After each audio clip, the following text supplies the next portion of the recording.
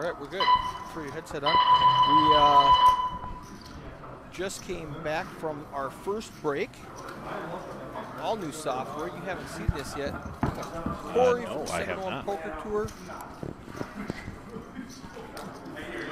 All right. Looks like we got a couple people missing out of the feature table. We'll have them come back and break. How do you tell if I'm talking loud? There's a setting right here. If I turn this camera on, it'll show us.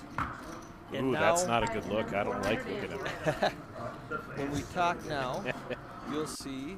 Oh, yeah. There you go. That Okay. we're working just fine. So there it is. Now, the new software setup, this whole screen is being sent on to Twitch, Facebook, and YouTube. So this screen captures. So we are on screen the whole time.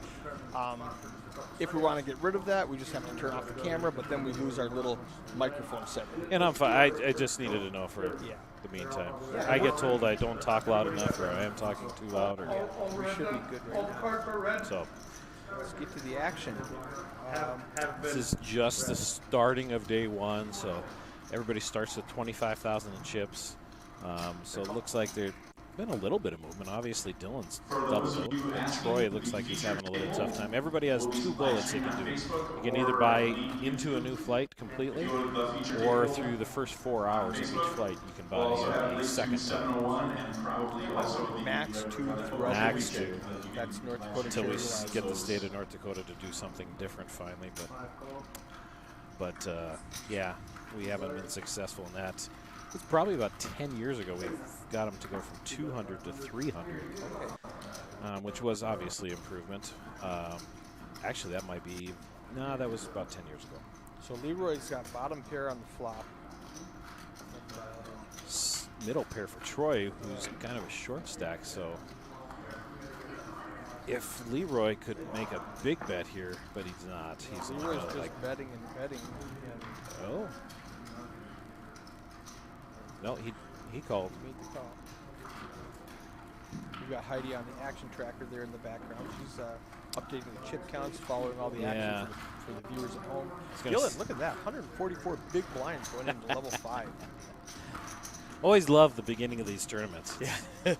Everybody throws around. I've been hearing some stories out there like it's 1,600 pre-flop to see a card. When the blinds are 200. Yeah. And so 8 X-rays. That sounds right. Well, got to do something to get people for Protected. Did you want to sit down? Okay. Facebook In as 15 minutes when it pops up. Okay. This is the Red River Valley Poker Championship here in West Fargo, North Dakota.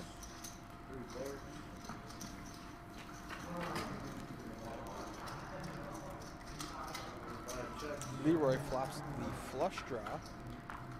Neither Troy nor Young have any piece of this, but Young's going to go ahead and fire at it. 1,000. Leroy calls and Troy gets out of the way. Oh. I would think Leroy is going to go after this pot now. Check, check. Check, check. And a jack. Now Young might steal it because he showed some aggression on the It's the only way he can win. Right. And he is going to bet. And Ooh, luckily for him, 3,000. Leroy missed everything and just let it go. Good play, Young. Do you know him? Young? Yeah, I don't know him. I do not. It's a good thing about these bigger tournaments. We get a lot of new faces. We see in Valley here. We get someone was mentioning some people from Minot and Bismarck. We do have nice weather for once. Here's Young in the 6th seat. I think I'm going to have to adjust the cameras. So you can get a better look at some of the players. I don't think. I'm going to go check it out. Okay. So yeah, this is basically day 1A. We got 1B tonight, 1C tomorrow morning, and 1D tomorrow afternoon, and everybody comes back for day 2 on Sunday to finish this off. You do have the 2 bullets.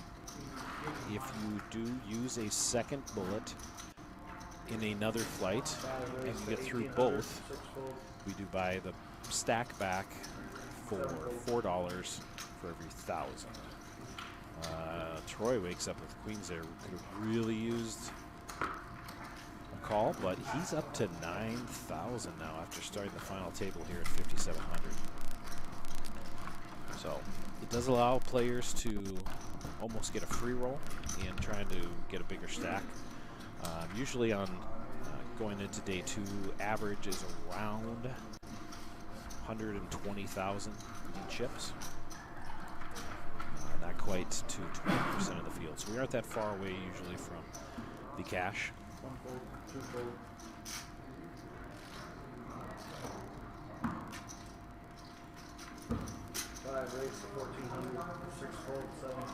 Troy with ace-5 gets a little aggressive here.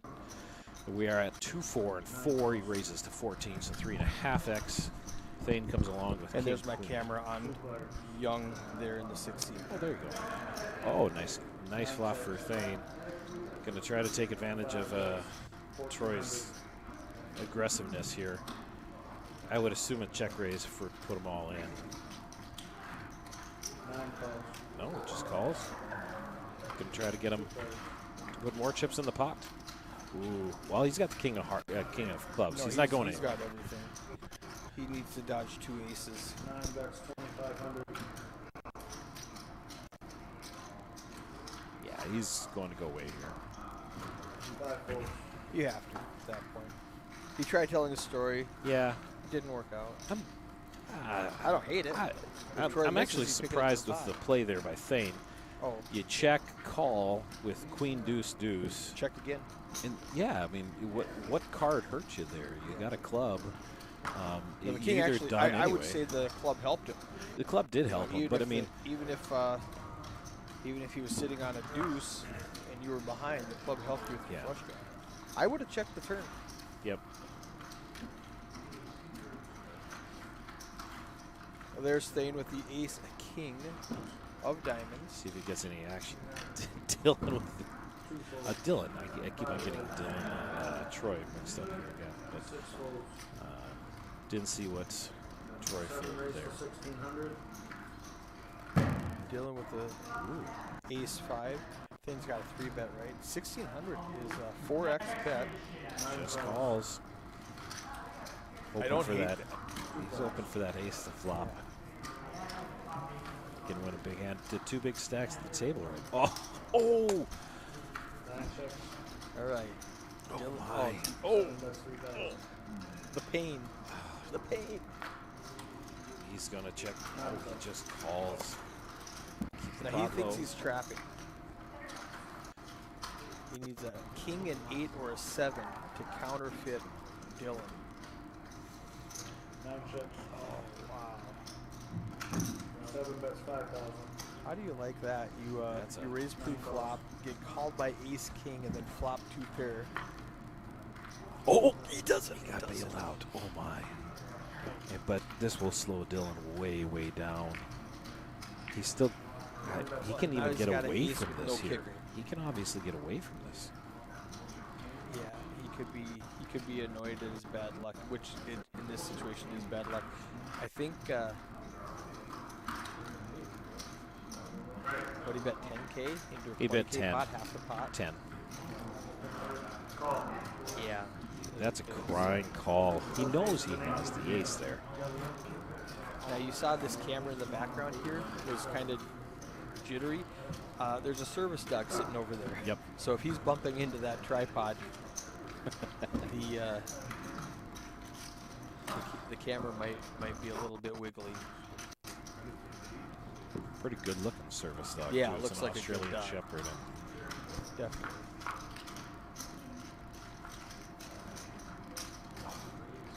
Nice thing, Nathan. Wow.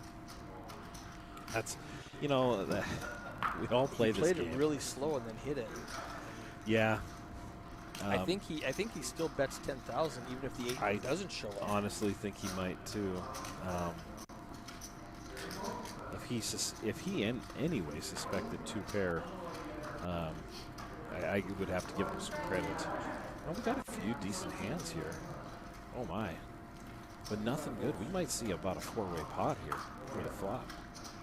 Maybe Oh, Young just called. That's the guy I So thought might Thane's raise. going to call. Thane's never raising here. No. Wade will call out of the Call, small but- blind, and call, Leroy will check. check. Nine Oh, raised, no. He's going. two, This still 14, might end up being a four-way pot. Leroy might get out of the way. Wade's calling here. two folds. It's been 15 minutes. That means we are live. I don't have a phone. All right, 3 ways. 3 folds. See if we get any action on this flop. Be very interesting if an ace and a queen say that kind of. Oh my. No checks. 6 checks. Yep, Thane is going to continue here. You can only lose so much here. You're never going to lose that much in a pot like this. 9 Because bets, 24. you always know you're going to be beat if someone plays back at you. He's just trying to steal the pot here. So Wade will fold. Oh, no. Yep, he folds. I would assume Young here is going to call. 6 calls. Yep. Heads up. Young would check here again. They may take one more stab here. 9 Yep. bets, 24.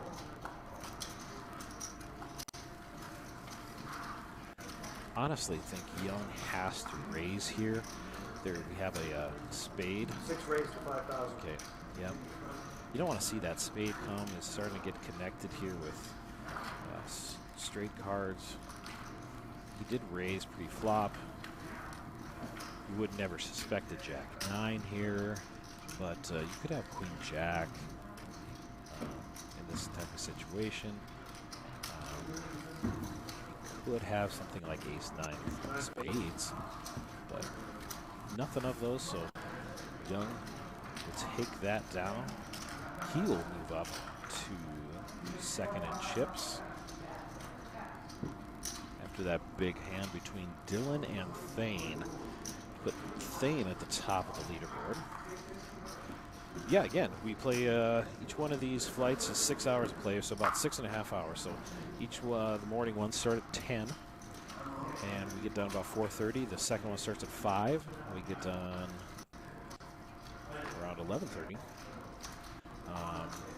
We do have a second chance tournament tomorrow night. I do not believe we have one tonight, but we do have Survivors. To 1,200. We will be running those all night based on demand. 9 calls. We can run sit and goes as well if we have the demand for those. Each of those would last about 2 hours either way. 2 folds. A Survivor tournament is blinds of 1-1 and 1-2, 1 hour each, and you cash out at the end 4 players. of that time frame. Oh my, that is very wet flop for these hands. 1,200. Dylan with middle pair, Thane with 2 pair, bottom 2, always a dangerous hand. 9 raised to 2,500. Good raise here. Now Wade with king, queen, calls, and Troy gets out with bottom pair. I think Dylan's got to call one here 7 and calls. see one more card. 3 players.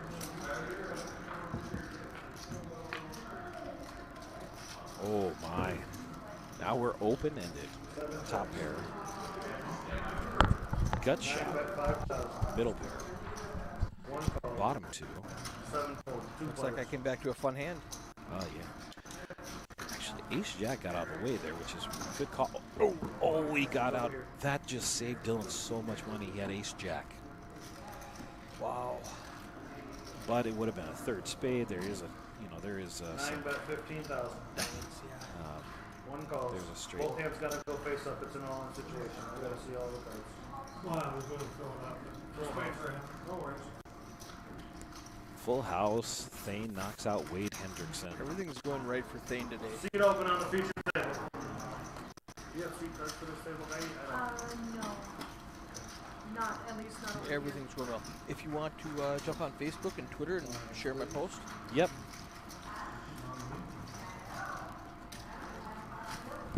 Yeah, I suppose it's been about 15 minutes now, hasn't it?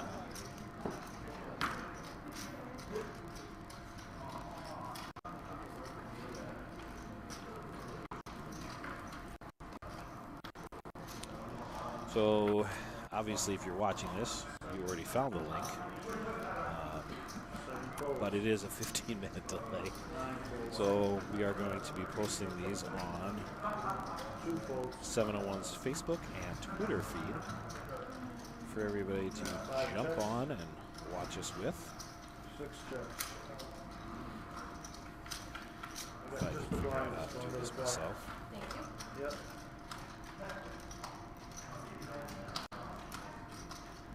5 checks.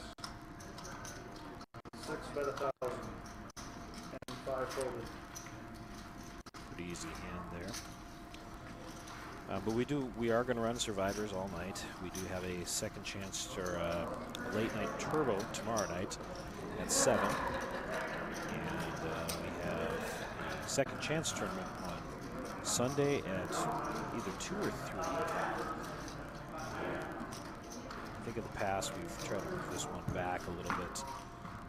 Get some more of the players that are still in the main tournament to, as they bust out, to buy in to that. Sure, can I have your cards in the box, please? Thank you. 9 folded. There we 2 go. folded. Starting to get this on.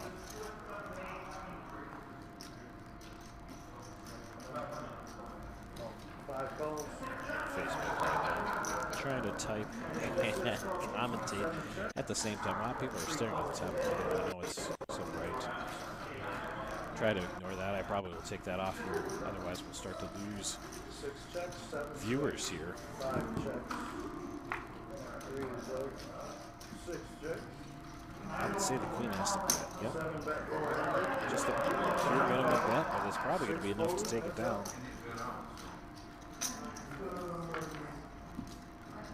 7 check, 5 check. Tell me something. I see queens. and- Troy was going after a gut shot bottom end straight draw.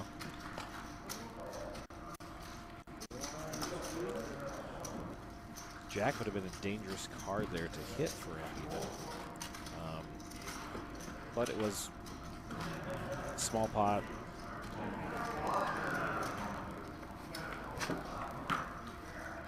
Maybe you hit that.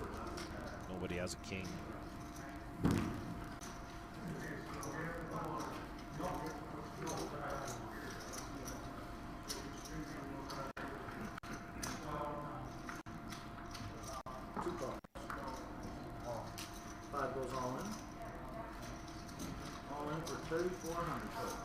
Troy going all in with ace king here.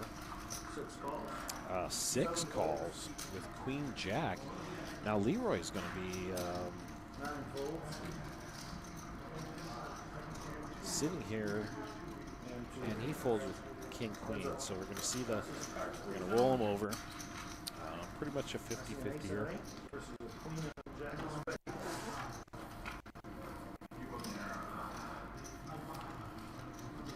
That's not much on that flop from queen jack. There we go. Now an ace and 9, a queen and jack, 32%, one out of it 3 times, and nothing. Ace high for Troy to double up to 8,200. Came to the final table short stacked, got it built up a little bit, gave it away, building it back up. We probably need to get a 6th player on this table here soon too.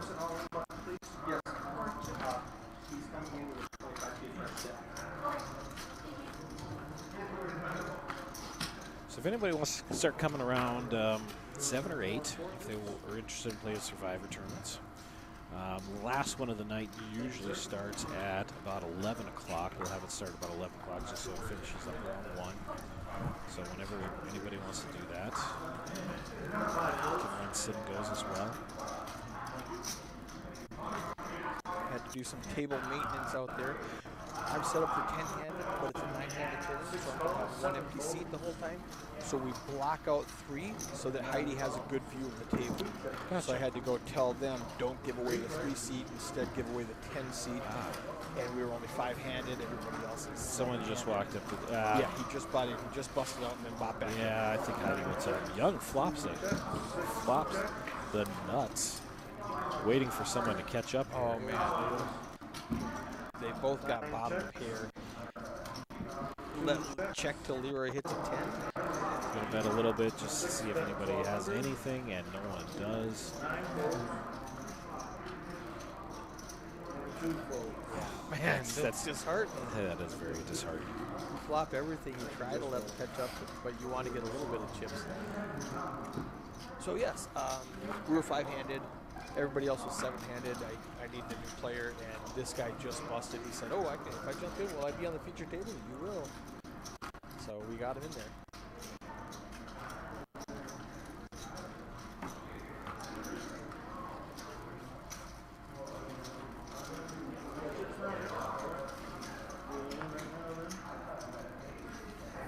Fresh 25K stat on his last bullet. Oh, Joel Smith. I'll take the SIM card.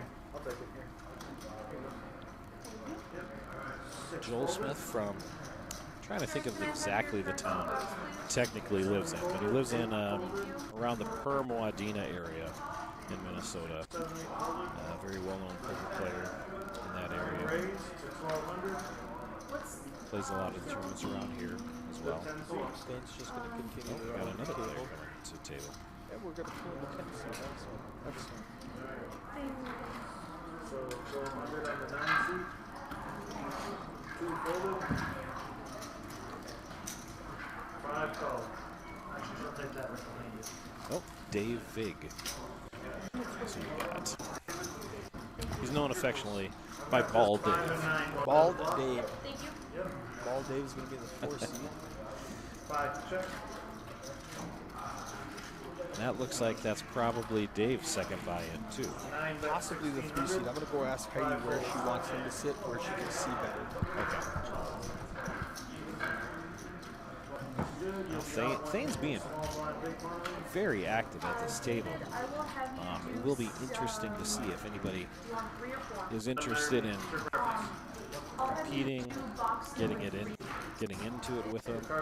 Who's the first person to push back?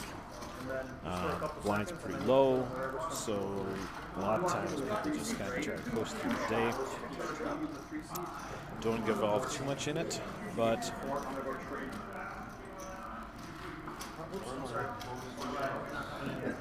I'm still trying to put this link on.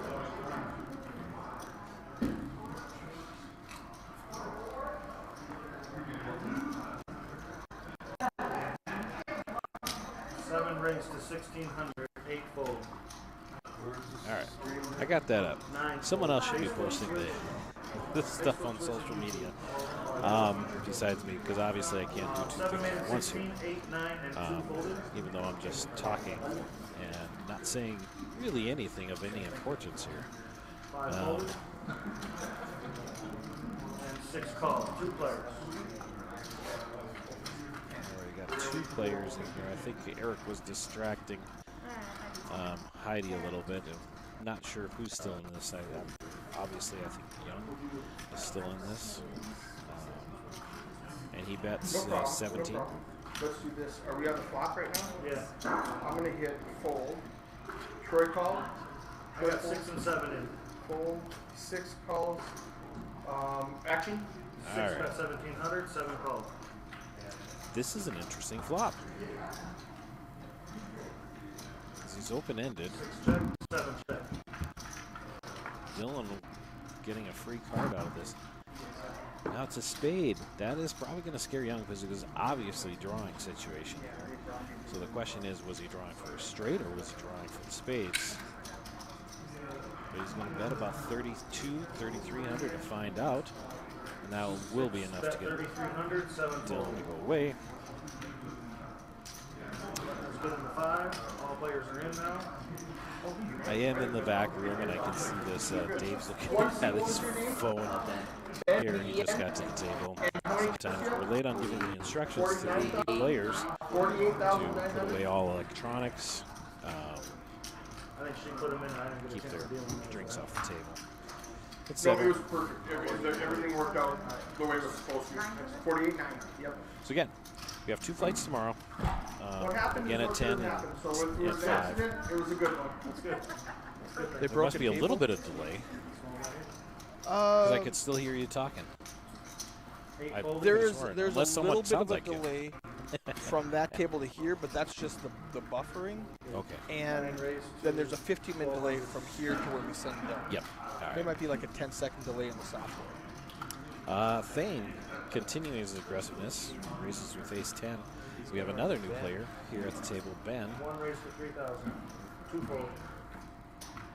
Go ahead and raise to 3,000 Five with fold, six kings. fold, seven Everybody fold. will fold, and Thane will call with his ace 10. They broke a table, so there was a little confusion at this table because they were coming in between the blinds and stuff like that. Heidi did everything perfectly, so it all worked out, but she was just worried. Well, you know what that means. We broke a table. You know what that means. We're going to have a rush of players Yeah. here all of a sudden. 9 We're people are gonna gonna come open in another right table. So good news. Come out and play, because we're going to have more players here all this time. Now Ben, the king does not slow him down. He's going to go ahead and fire a pot-sized bet, and ace 10 is going to get away from it. So Ben, being new to the table, had no idea how aggressively Thane's been playing. Right.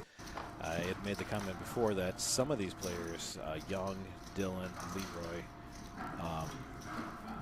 Troy to an extent, Troy's short stack, so it doesn't really, he can't really play back. He's got to have cards, but someone I felt was probably going to play back at Thane at some point. But now we got a little bit different dynamic. We have 3 different players, 3 more different players at the table. Thane gets ace 10 here again. And I was going to run into David with ace queen, and David's a brand new player with a brand new stack. Cards in the box, please. One call. Makes it 12. Two folds. 100 to go. And Troy's got the KJ in the 5 seat. Three His set short raise. stack. That allows him to get away as a re-raise. Or is Or he thinking shove. about... And 6 Oh. Six folds. Seven folds. I've seen some people just, I got 2 face cards and 10 blinds. Let's go in here. 9 folds.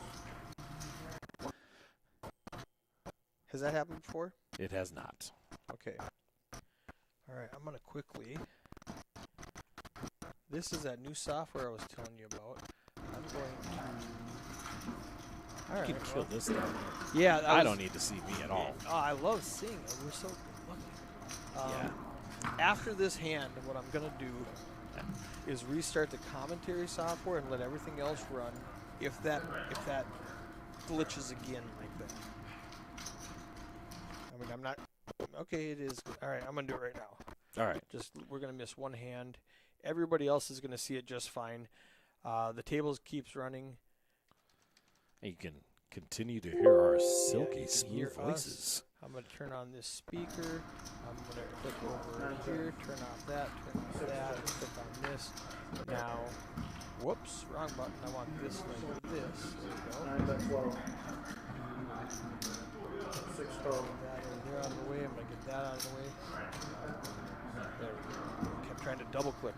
So, 9 check. I won't turn on our video. Okay. We can just assume that they can hear us just fine.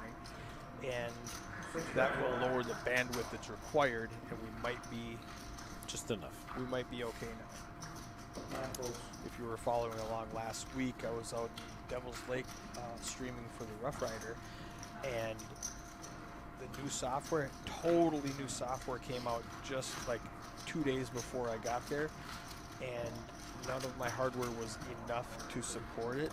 So Saturday I had no commentary booth at all, no sound. I had to turn off the sound just to make it work.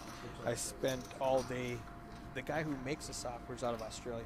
Okay. So when he wakes up at 9 o'clock in the morning or whatever, it's 11 o'clock at night for me. So you had a late night. I had a lot of late nights. I went out and bought all new hardware. I mean, Devil's Lake, all they have is a Walmart. So Yeah, I went in that's there. I true. said, "What's your best computer?" And the guy Couldn't find says, an old Radio Shack in I town? couldn't find a Radio Shack. So I bought the best computer they had on the shelf, which is a pretty decent computer actually. It was a nice Asus with a really nice graphics card, and I said that wrong, I think. spent the Monday, Tuesday, Wednesday late nights with Australia again, getting everything working and set up and configured properly. And we just had that first glitch after about an hour. Restart this, start up again. Let's see what happens. Ace of Diamonds was exposed. So That's where we're at. Yellow and flash. All right, we're gonna bring them both. All right, just be careful next time. Ace straight diamonds exposed. Going in the muck pile. Got a call here. So you have 5, 300, 600 with the $600 line Annie, 3-6 with the $600 Lines are up, lawyer, in the background. empty. Oh, the one heart that falls in the middle of their hands. But otherwise, really no help. A gut shot now for Dylan. And he hits it. Not that Troy's going to call anything. 3,000. With Jack High. 5 folds. Lines are up, I believe. Yep.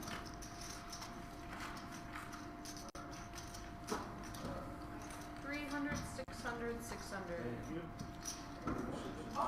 Let's see if Heidi remembers to input the correct blinds right now. So Troy's still trying to build a stack here. He's now down to, was that? Oh, he's going to be down to 8 big blinds now. And in a big blind ante formation, that's almost like having 4. Right, which is why I wanted him to shove with the King Jack, and it would have worked out for him. Because he would I have think hit the king. he's going to, well, Dave re-raised to 3,000. So he's going to get called by Ace Queen there. So I think you have a better equity trying to raise in a pot like this, Right. you know, and just hope nobody has a good hand. Even Ben, even though he has 50,000, does he really like to call for 5,000? Right. You know, 8 big blinds. Yeah, that is a better strategy. Just open shove when you're under the gun before you hit your blinds. One checks. Absolutely. Hey, Here there we you go. I'm going to trade places with you. Check, check, and check. Just this table. All 3 players check. Welcome Robert Urbach to the booth here. A terrible poker player just like me in his own right. Yes, 12. 2 folded. I'm happy to be here to muddle through this. Caught the end of a boring hand when no one had anything. Yeah, cut the end. It's been, I mean, it's actually been a fair amount of action. Thane's been pretty aggressive, but he was aggressive on 3 hands in a row and got kind of slapped around on all of them. So we'll see what happens now that he was button that hand, so now he's in position. We'll see if he does anything. Thane's aggressive with chips. He picked those up. He flopped 3 sets when I was giving him 2 so that's where he got most of them. But when you have that aggressive image like he does, he gets called down a lot too. So Yep. worked good for him. Well, here we go with Thane. Oh, I was going to say the one person who's been looking him up quite a bit is Young with A7. Folded. 1600. It's a small raise. I could see Ben. Nope. Ben folded ace or folded. Nine got hold. 3 folded. Pick a flop. So do you plan to play at all, Robert, this weekend? I am going to play tomorrow. Okay. Is the plan. My daughter's coming down, so I don't know how much. Hopefully hang out with her tonight. I'll probably just play the afternoon one and see what happens. Yeah, I got family coming in tomorrow, so I am going to pass myself on playing. I need to get out and play more eventually here. This is a good tournament. I cashed in it last year, I believe, but I min cash, but it was a good time. It was like the first post-COVID tournament, I think, last year. It was one of them. Last year, obviously, it was about 7 raised to at the 1800. very, very height of COVID. Thank you. I think cases technically peaked And they actually read better if you November stack them 17th sometimes, just so you last year, around that time. This obviously would have been about a week later. So, All right, so 8 folded, 9 so folded, our 1 folded, numbers were down last year. They were down the year before because of the snowstorm. So we're hoping that 3 folded, with a little bit of extra action and whatnot, we can get back and build this up and get a nice first place prize, and then it starts taking off on its own again. Button defend from early position with 8-9. Awesome. I like it. 5 check, It's a tough spot. 7 bet That's 3,000. probably gonna take it. That's all his chips. 5 folded. Yep, that'd be all his chips. Thank you. Good play by Dylan there. Pretty standard.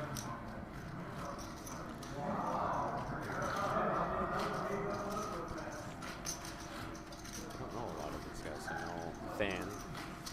I know Leroy. You ever Joe Smith? Is that Joel That's Smith? Joe there in the 701 hat. Yeah, I've played with him a couple times this year. Dave, So, Vig, Bald Dave from Hill. Well, I think he technically lives near Hillsborough, doesn't he? Dylan raising again under the gun king. 8 folded, Let's see if Ben or Leroy. 9 folded, Ooh, we have David with ace 10. Ace 10 problems here too. 2 folded, Ace 9, Ace 8, Ace 10. Back to back. This is a really good spot on the button to squeeze. I don't know if he's gonna do it, but this is like a hand. Calling's good too. You can't really, you just don't want to fold. That would be the only mistake with that hand. It's too good. 3 called, 5 folded, Everybody's deep enough too. It looks like 3 players to the flop. 30, 40 bigs. Everybody.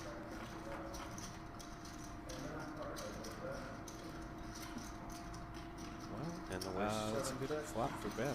the worst Top, hand top. mathematically jumps to the top hand. 1 bets 2,400, 44, 24. Interesting. We got backdoor straight draw and a backdoor flush shot from David. Yeah. You start spending a tenth of your stack on. 3 folded, 7 folded. It's an interesting spot and position. Game theory, you probably would call it, but I think the standard play for most players is just a fold. Yeah, I mean, you might not be putting them on ace 9 there. You know, you could have. For sure. You know, there's a couple hands that you could put them on that you do have bluff opportunities.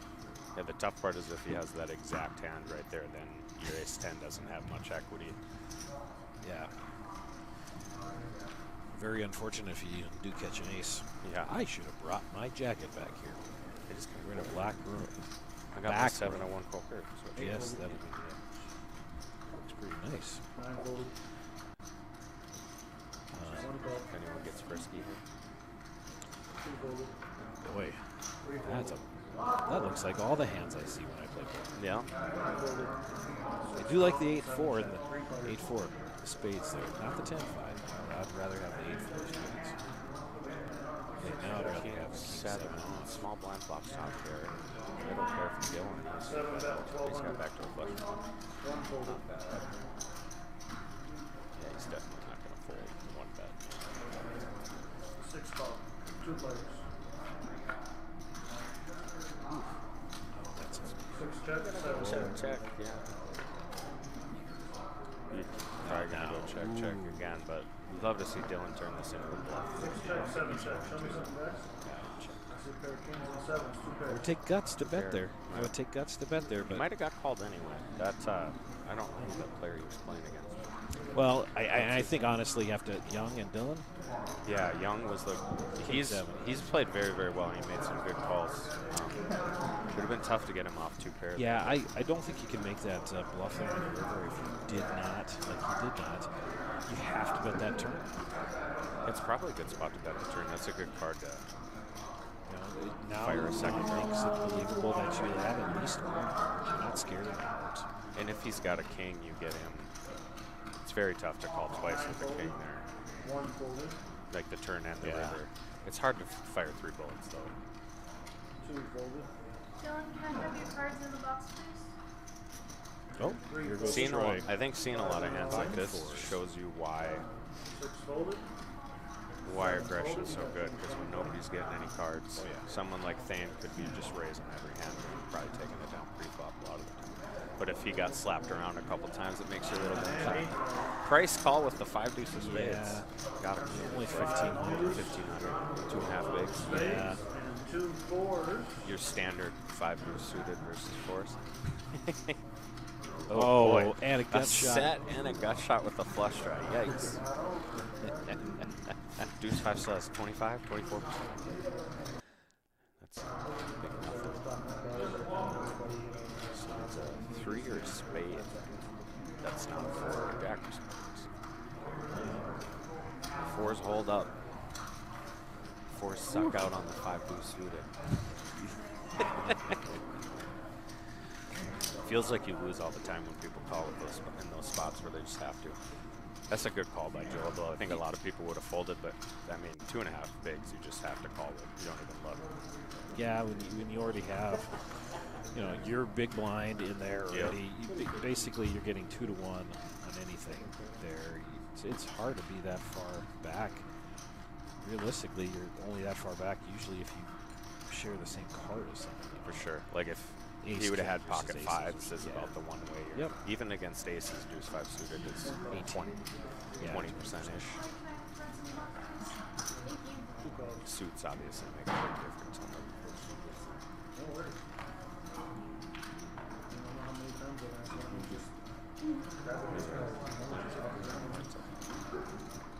Such a pretty looking hand. Anything queen something with suited. Queen jack, queen 10, 9, king queen. Kind of like to see open if you're going to get in the pick, because now you're stuck playing against 5 players with it. Queen 9. 8 chips. 9 chips. Gut shot. Backdoor. Yeah, Flush. thought about betting. 6 chips. So if Leroy sees this, and I've told this dad, I won't tell them. I won't tell the world what I see. Now we got plays. We give Thane with the 9 chance bet, to 1,200. take the initiative. But now Leroy has to come along, doesn't I don't he? know with the 2 pair. He probably just gonna fold. Yeah, I just Leroy plays this game. He's a tight player. Tight gets you deep in a lot of tournaments. I know the new thing, including myself, is the aggressive and trying to play GTO, but tight. You see a lot of tight players, like a Wade Christensen plays really tight. He makes it deep a lot. 6 raised to Oh, look at 3,200. this. Love it. Raising with the other ace high. Puts Thane in a really tough spot. Just going to fold. Yeah, good play by Young. So Very Thane has been aggressive. Young's been at the table the whole time. Yeah. Thane's been aggressive, and I think that played a little bit into how that went down with Young re-raising there. And it makes, he's got the huge nut advantage and range advantage with limping in a late position like that. 8s and 10s are all over that kind of range. Actually, Thane probably had a similar, because I think he was in there. But aggression can get you chips for sure.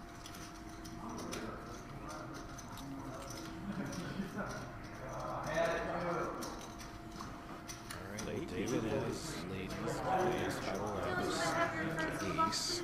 The lady killer, ace 5 of hearts. 3 raised to 2,000.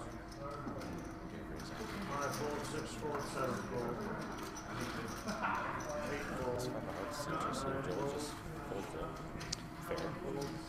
Joel is, I would say, a very tight player. Was he on the spot? No. Not that I'm trying to knock Joel, but something like ace 5 suited, you get to play in position.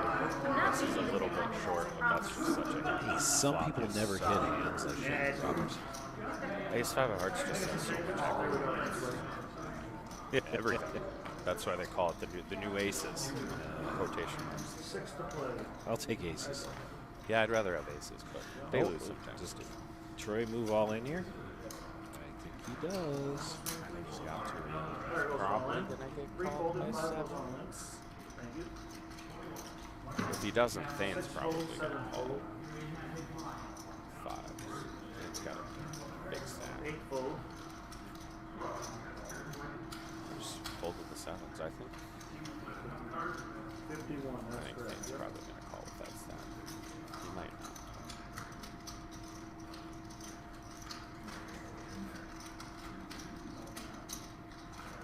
Math. Clear's probably going to fold, but math, this is probably an okay call too. Takes down a Gresham pot. takes it down. What did he have there? 5,100. So he did have 11-ish big blinds. He had about 10 before that hand. Year and a half, yeah. Yeah, that should tighten your range some.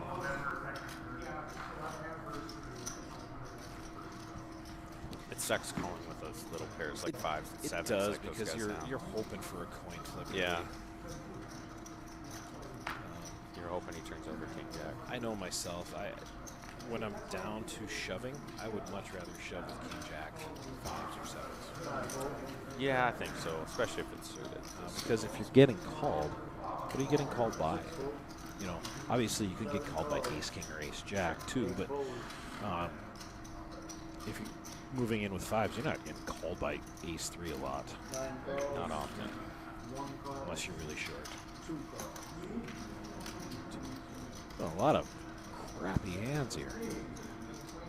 But, hey, let's see what Hopefully we get happens. to see something interesting here. We're sharing a lot of cards, so we could see something fun here. Flush draw. That's about it. And just checks the flush draw. Oh, Now he turns the flush. And not going to nobody get has any anything. play from it. Yeah, nobody has even a draw, really. Gotta bet it, though. Yeah, at this point. 9 bet 1,600. I'm gonna get snap folds. Dylan's got a 4 clubs, but that's a stretch. Nobody even we had bottom pair was the next. Yeah, we had a... That sucks What when would you're that in be? against 5 people and you hit a Third pair? flush and nobody's got anything. Oh, actually, earlier, I think it was Young flopped the nut flush with king 3 of diamonds in the flop game. Ace high all diamonds. And no one had anything, not even a sniff. He checked the flop. He got checked to him on the turn. He put in a small bet. Nobody called. It's just the most frustrating thing sometimes when it comes to play poker is when you do hit your hands and you can't get anybody along with you and make any money on even the few hands that you may have going that day. It's really the run bad that nobody talks about. Yep. When you're hitting hands and not getting paid. To me, that's the worst. It's part of the why everyone will just teach you got to play aggressive so you get called when you do hit those hands. If you got an image like me where everybody thinks you're aggressive, you get paid a lot. Thane's the same way. Happened earlier today.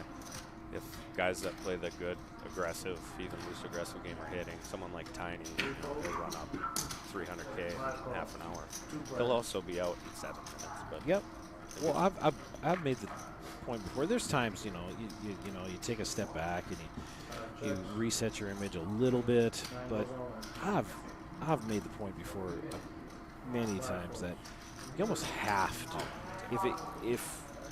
If you have the opportunity, somewhat in position, and it gets folded to you, and you haven't played a hand in a round, you almost have to take that opportunity just for your table image. yeah, it's very. If people, the worst thing you want to be is the guy that other people think they can push around. Yep. It just turns your day into a miserable day where you're just folding all day. And it forces you to have to hit if you do play that. You know, like if Leroy's getting aces and kings all day, dangerous. any good player, anybody who's halfway decent who's hitting hands. But it's tough if you're getting dealt king 3 offsuit all day and you never make any moves. It's real tough. It's tough to play.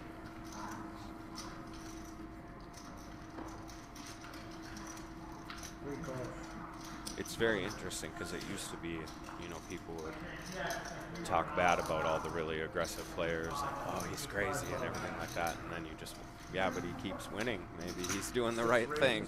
Maybe that's the way to do it. Ooh, squeeze play here coming from Young. I like this. You had a limp on the butt. Yep. I was just gonna say I do. You're just- I have a tendency to limp from the button a lot.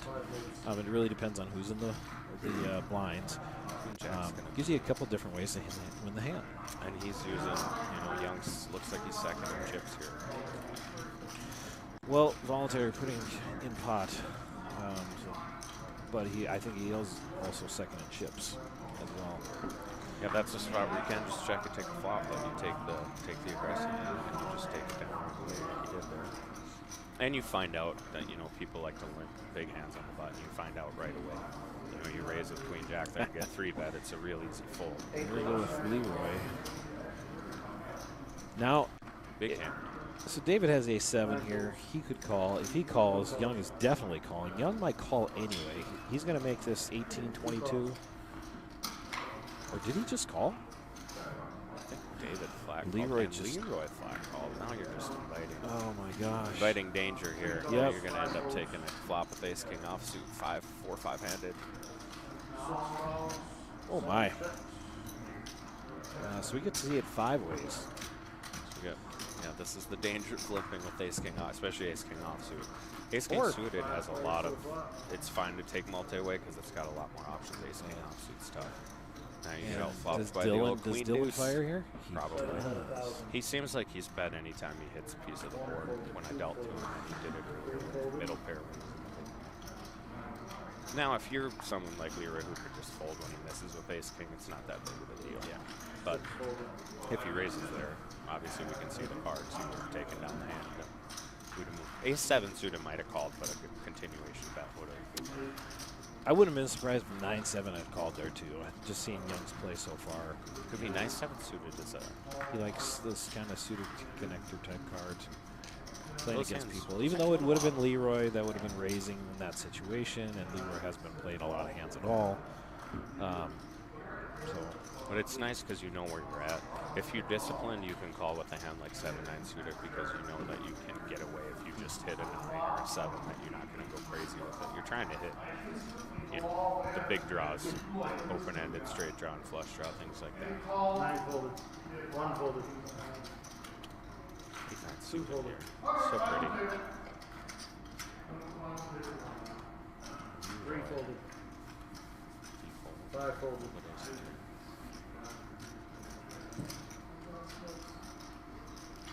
Young taking 6 advantage raised of the button. to 1500. I like it. Pretty standard call with 8-9. Joel's probably priced in. Yeah, probably can see it. 8 call, 3 players. See this with the button and the blinds a lot. Hands like this facing off. Well, I don't know what to think about this. Well, no, a gut shot. double middle belly pair. buster with 7-9, middle pair. Oh yeah, And then bottom pair and flush draw. But Young has got to bet here. Find out where he's at. I feel like it's a good. I think Joel goes away. Oh, so does Dylan. Dylan snap Yeah. folds his hand. 8 Both of folded. them. There it is. Aggression gets you. Well, and I imagine, so Young played a lot of hands on my table, but he never had to show any hands. Okay. So when you get to play a lot of hands, but you're never showing, then what he would do is show when he had it, which is what I do a lot too. You just show when you have it because you want everyone to think you have it every time because you're just not going to have it every time. I have it all the time, Robert. Just so you know. That's what had a That's what couple they of all people say? telling me that when they were playing today. Brandon, I always have it. I never bluff in a pot. The best tournaments are when you don't have to bluff. Those Well- don't come along very often. Where, you know, a trained monkey could play your You got cards. an I've ace, played. king, and king, queen, and tens of fours. It would be a fun hand. So Ben raises minimum to king, queen. 3 folded. Troy's I going to kind of shove. like that. Troy's going to Because, shove. we have ace queen too. So Troy shoves. Young, I don't think can call here with He's fours. probably. We already had a raise in the pot. And he's got a couple players behind Now him. Joel here, I think Joel's got a call. It might not be a bad spot to isolate if you're going to play the ace queen. Because if you call, Ben's kind of priced in. 8 calls. 9 folded. Ben probably should call here for the price. 58. I mean, later in tournaments, the strategy of just calling with ace queen when you're trying to knock players out and cash. I don't like it here with ace queen. I think you just put a small 3-bet in there and let the other player know I got a big hand. Because you can Oh, fold. if Joel? Yeah, if Joel makes it, 8-9K here, Well- then Ben knows, okay, he's got a hand I- and gets out of the way. I agree with you there. I think 3 players, 1 all in. I think the problem is the size of Joel's stack there. If he re-raises it all, I think he almost has to put it all in. it turns out it wouldn't have mattered really. It just made Joel Troy a few extra chips. Tens and sevens. 2 pair. Because Joel just has 15,000, so the bet was Yeah, he probably 3,800 to him. If he almost even half just the jam raises if you're gonna raise, a minimum amount, he has almost half the chips in the pot. So he's in a tough situation there. Yeah, he probably could have made it 8K and then fold if the other guy goes over the top. It's always risky when you start studying GTO. There's just so many things where you're like, that's not what I would have thought you were supposed to do there, you know, like because we get these kind of standards that go through the industry and the game, and a lot of them end up, you know, just being apparently the wrong way to play the game, you know. Like if people used to make fun of suited hands all the time, it turns out you're supposed to play a lot of the suited hands. You're supposed to play them much more often than most people do. 8 raised to 1,600. Joel taking a stab here from the button. See if he can pick it up. I like that raise with 6-7 suited. That should be a pretty standard raise from that spot. Not really worried about a call here if you were the button raiser. Because if he checks here, It's bottom pair. yeah, the bottom pair doesn't even That's matter. pretty huge range advantage for him though, raising like that king jack 6. You should just be able to raise and take it. Yep.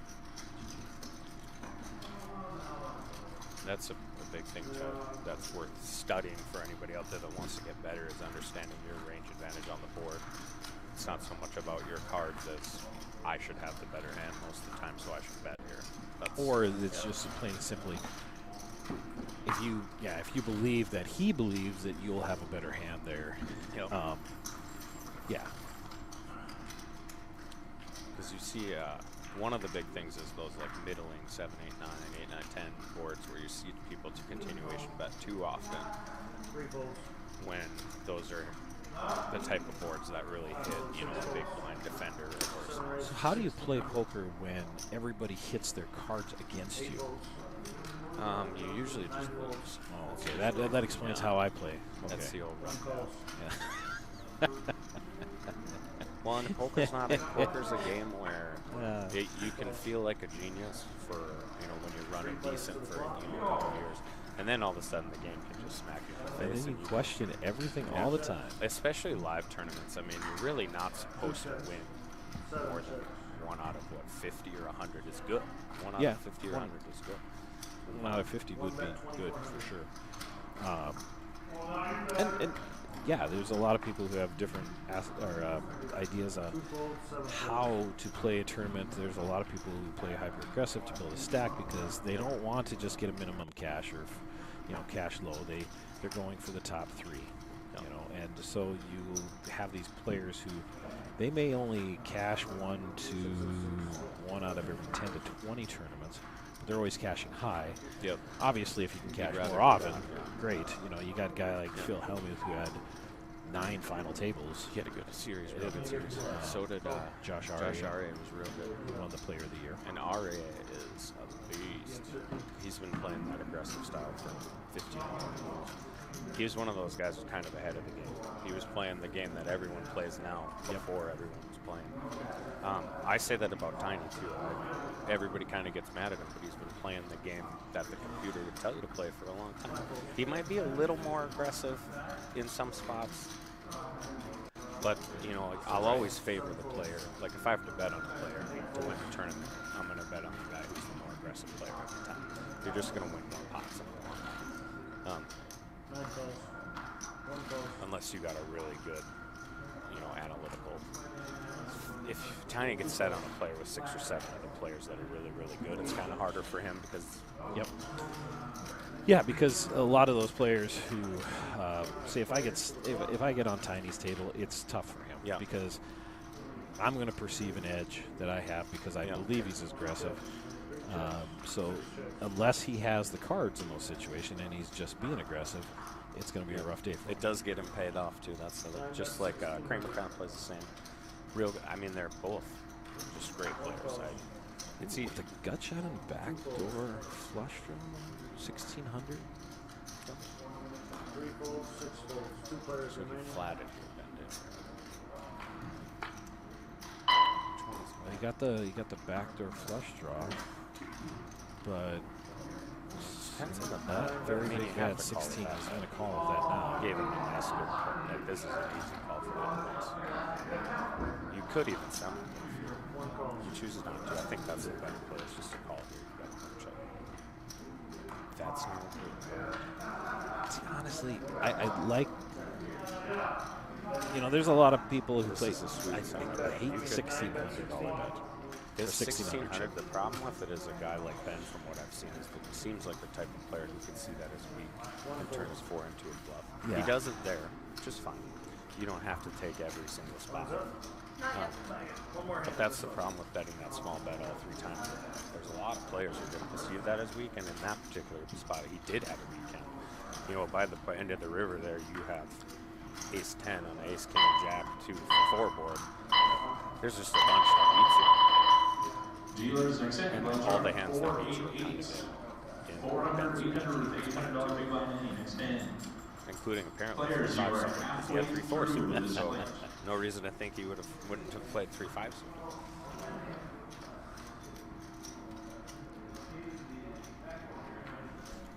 We're back to Fold, 7 fold, 8 fold. Yeah, I'm always looking for Troy's hand here, and I don't see it. Didn't put it over the spotter. 2 fold. He's there it is, king 5. Does he? Oh, he's in the big blind. David's probably got a hand you can put him in here. I see. Well, he's up to 11,000, I guess here. See, if you were watching those high-level players, this would have been all-in snap call, bro. At a high-level table. I mean, Queen 7 suited's good enough to put pressure on. The big difference is those guys are playing. They're not playing this one tournament for the whole week. Those guys play every day. Most people don't want to go broke here. Troy makes a nice little bet, picks it up. Blinds are up this hand, 4, 400, 8, 800. 8. It's hard to get into that mindset of thinking that you're not going to win every one. So you should just try and play the best that you can play. You just see a lot of players who think that if they're losing, they're playing bad, which is sometimes the case, but it's not always the case. Good players go a long time without winning. Some of the best. I think Negreanu had a stretch of like almost 5 years where he didn't win a poker tournament, which is insane because he's still one of the best in the world. Well, and as many as he plays too. Yeah. Folded, 1 folded. I've gone 5 years without winning a poker tournament, but I played 2 a year. So But he, what Negreanu did is he recognized also that, he was still playing an older game, and all these younger kids are coming along playing a different game, and he really put the time and the work and the grind in to get better. 2,000 at the bet. you do need to have the ability to adjust. 6 call. As I've looked at it, there are tables that are a good mix of aggressive and tight players where almost any style can win. But if you ever get at a table with a bunch of aggressive players and you have no ability to be able to play against them besides just being tight, It's tough. you're going to get run over. And you're just in a spot where you have to hit a hand. Yeah. And that's a good, one of the first things they teach you. Jonathan Little, if anybody hasn't studied him, you should. He's one of the best teachers in the world. One of the first things he's going to teach you if you're a cash game player is if you sit down and you can't be the most aggressive player at the table, you shouldn't be at the table. If you aren't comfortable playing the most aggressive, it's going to be the most aggressive player wins most of the time at a cash game, eventually, because they're just going to get more chips. And it's a good thing to recognize if you're in Vegas and you're stuck at a table where all you're doing is complaining about how aggressive everyone is. Just get up, go to another table. It's not. Sometimes you just have to admit you're not as, especially in cash games. I mean, is it okay to play cash games when you're falling asleep between hands and you just wake up, look at your cards, and start playing them? I mean, I've seen all kinds in Vegas. They'll let you do anything. I want that guy at my table. I've been that guy. Yeah. A lot of I mean, most of the time I'm playing like 1-3 doing that, so I don't really care. 'Cause I'm not really worried about the player we're playing against. But Yeah, for sure. It really just depends on how you're playing the game. If you're doing it for fun, you can do whatever you want. You don't have to listen to me or anybody else. I was That's what waiting to always check say. into my hotel room. Yeah, actually, do whatever you want. 6 checks, 7 checks. But if you want to get better, it's just like anything else.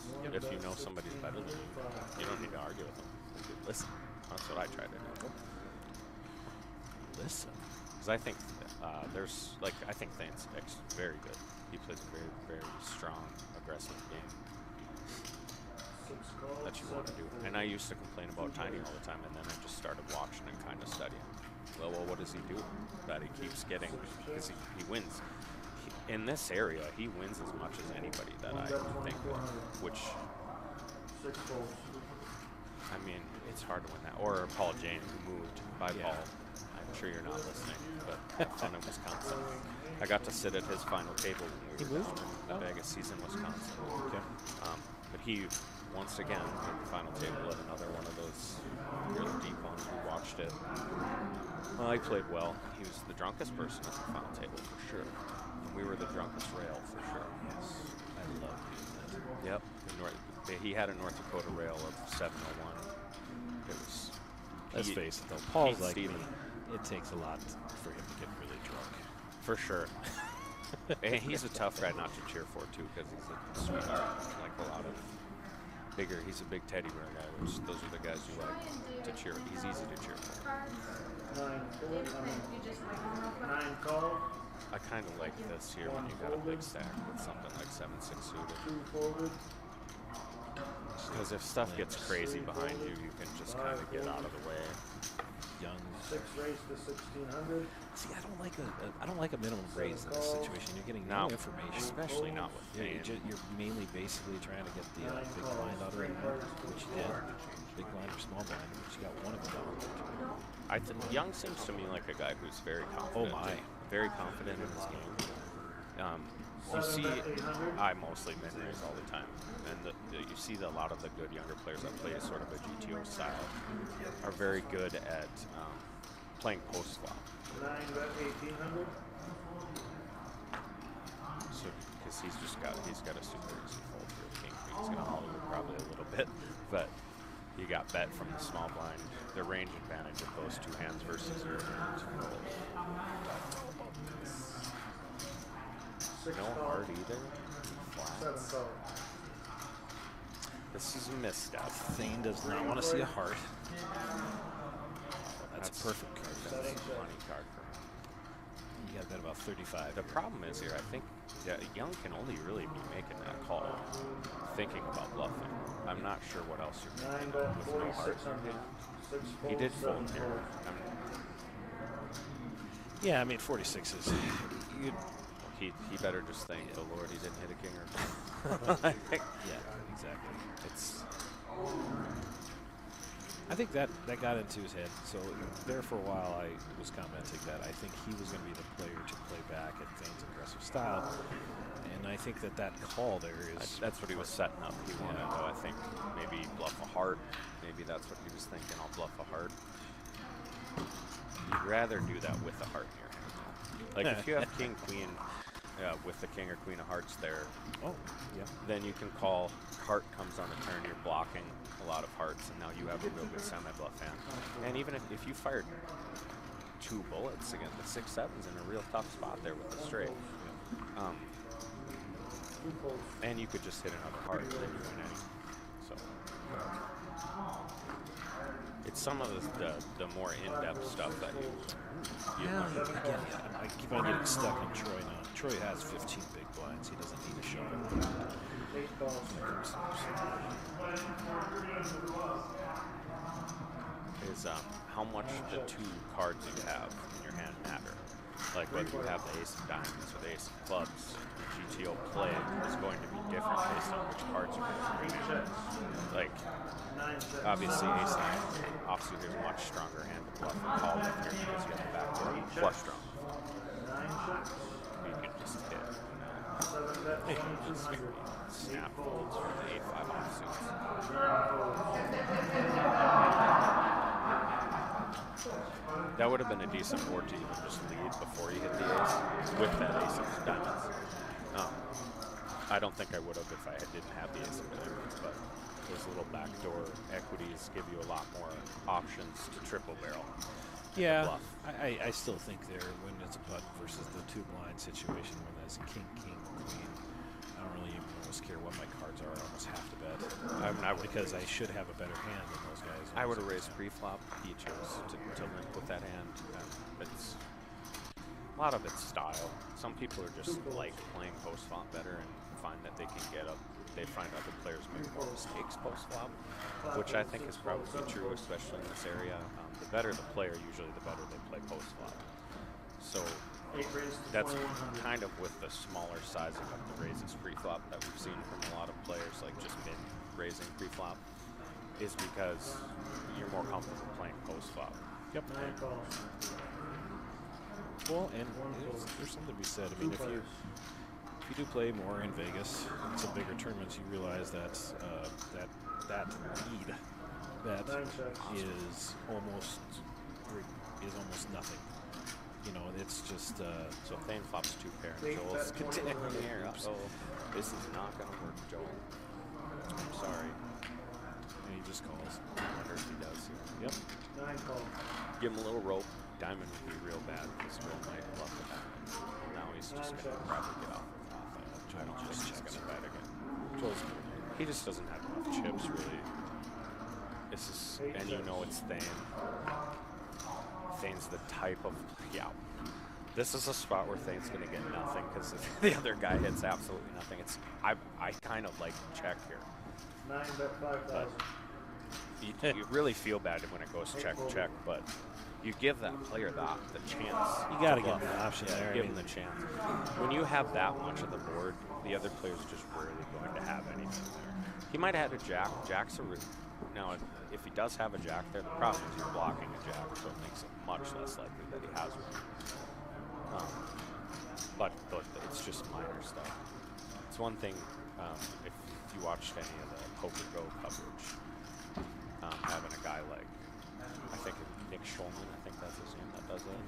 I mean, he's a GTO expert, so you're hearing just a lot of things, and a lot of it isn't. Like you're supposed to raise here 80% of the time, not 100. It's rarely 100% that you do anything when you're playing GTO. We could have a big hand here between.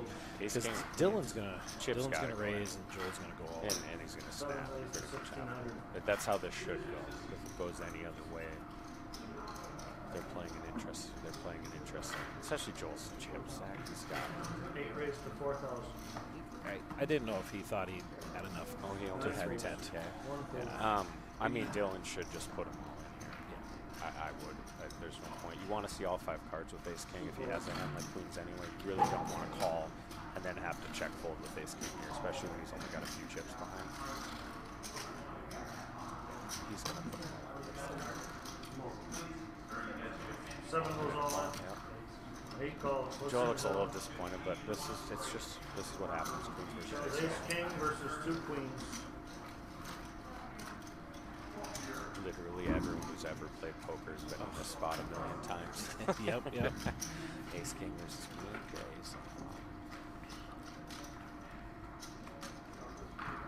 The tough part. I mean, you can feel good being in with the queens. Yeah, you're the and that favorite. was his second money bullet in too, good. so he's done.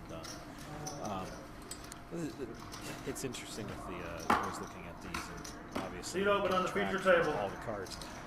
So if you saw there, Ace King was only 38% pre-flop because there have been some other Because of the way there was some a of the King cards 10 were at folded, least yeah. that was gone. And so it makes it even worse that you lose in that situation. I had one of those, but that was covered on the feature table here where they were talking about how all the diamonds were folded. And I was at the final table, so if he didn't hit a diamond, he'd get runner straight to knock me out. That's when I was like, oh, good. Then it sucks when you go see it on the TV and you're like, I was like 85% to win the hand. Yeah, because of all the cards that were folded. But it's just poker. I can't ever feel too bad when I get my money in good. I get my money in bad. 7 raised to 1,600. Well, if the way you've talked about the GTO, you're going to make moves that other people don't, regardless of the cards. A lot. So you're going to put yourself in situations that 3 folds. are going to end up compromising. Right. The only time I'm not is if I think I just have a huge edge on the table. Like if I know everyone on the table and I just think I'm going to get paid off in spots and I think that that's going to happen, then I can be a little more patient. But if I sit down with 3 or 4 guys that I know are really good or at the table too, and they're aggressive, I'm going to go one step further than you're going to go if that's the table I have to play on. Because those are also the tables where you can end up with a massive chip stack when you get on those tables and where you can just win it at your first table. And if you're out, whatever. Kind of Mac got knocked out super earlier today, and I was like, that's the dream. I either want to get knocked out 20 minutes into the tournament or at least cash. Yep. I'd prefer even final table. Sometimes playing for 2 days, 30, 40 hours to min cashes. I could have been doing other things. Thank you. It makes you feel good when you're cashing because you feel like you're playing good then. But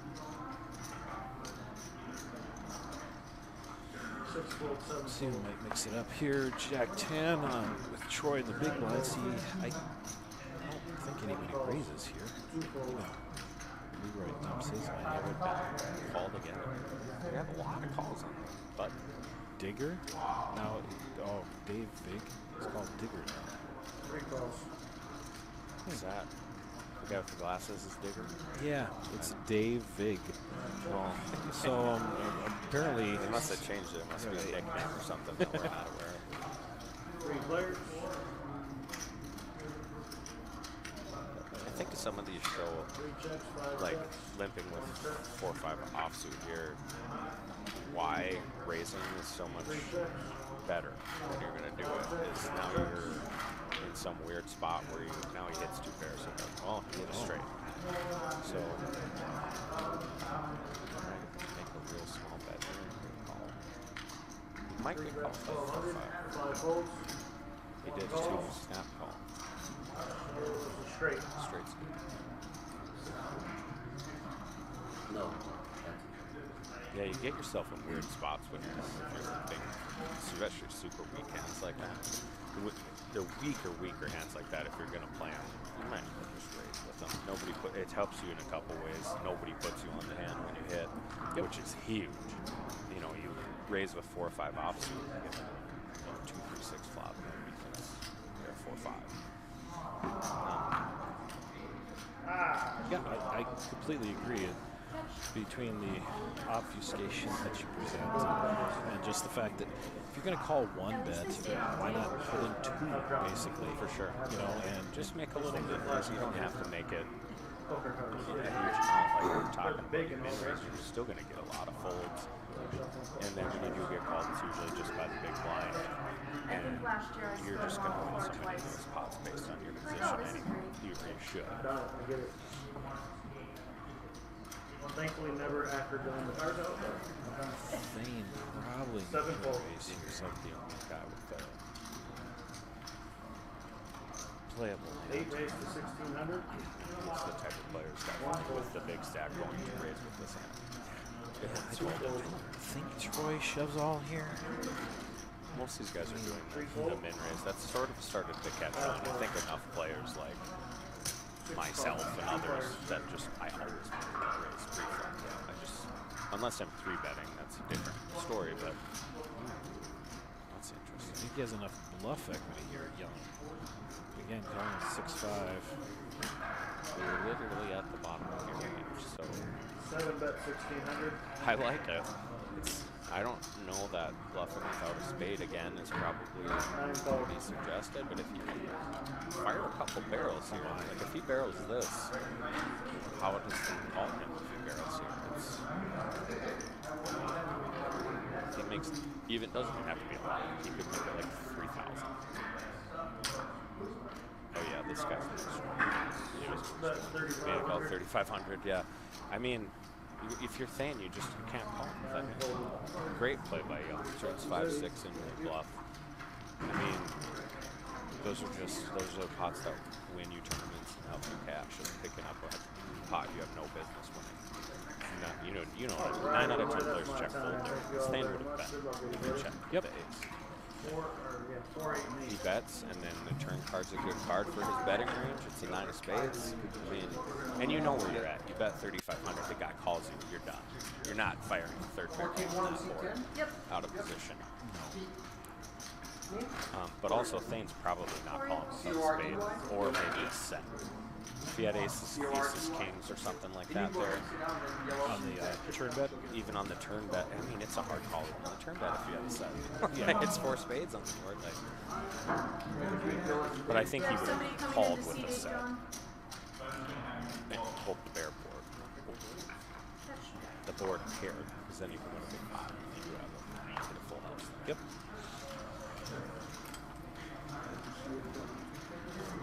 It gets me excited for this. The fisherman in seat 7. Or seat 8, I guess. I think a lot of people get mad when they get bluffed out. I'm usually the second. Leroy, can I have you wiggle Play your it. cards really quick? I like it.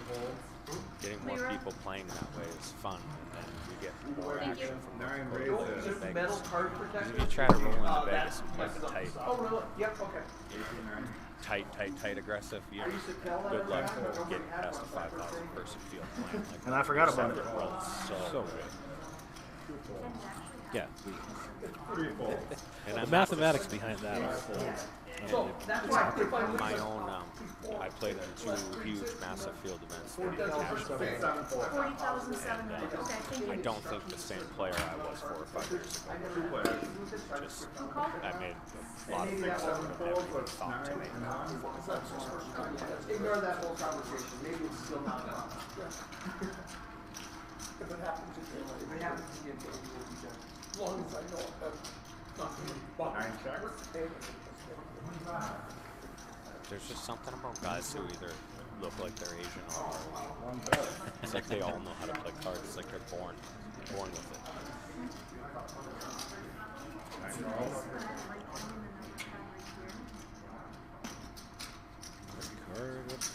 Card. I definitely meant that solely as a compliment for all our Asian listeners, if there are any, because you guys have taken so much money from me in my life.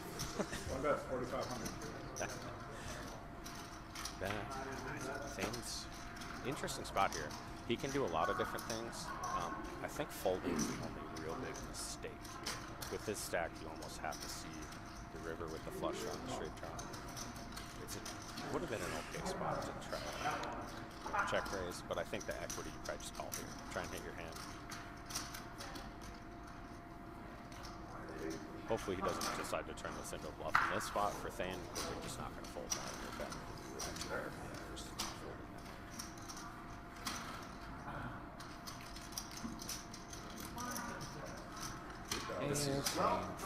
This is one of those interesting spots that you'd see some of the high-level guys try to pull off the check raise jam here. Thane's thinking about it.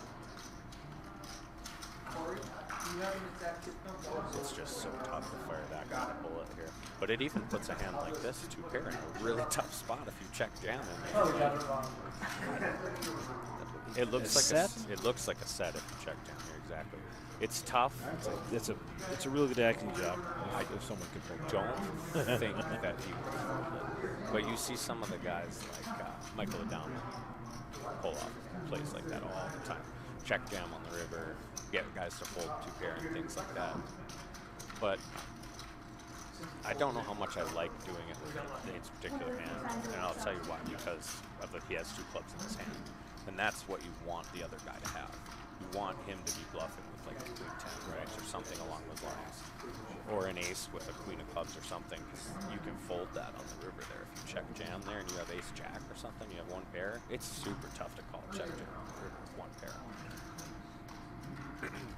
Well, Troy's going to do all of this. I think we just fold. Yeah, Troy has aces.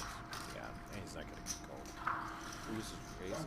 He's even raising. He's going to shove all in. He has 12 bigs. Somebody else raised, though. That wasn't Troy. Ben called with 6-4. So Ben calling. He's never calling.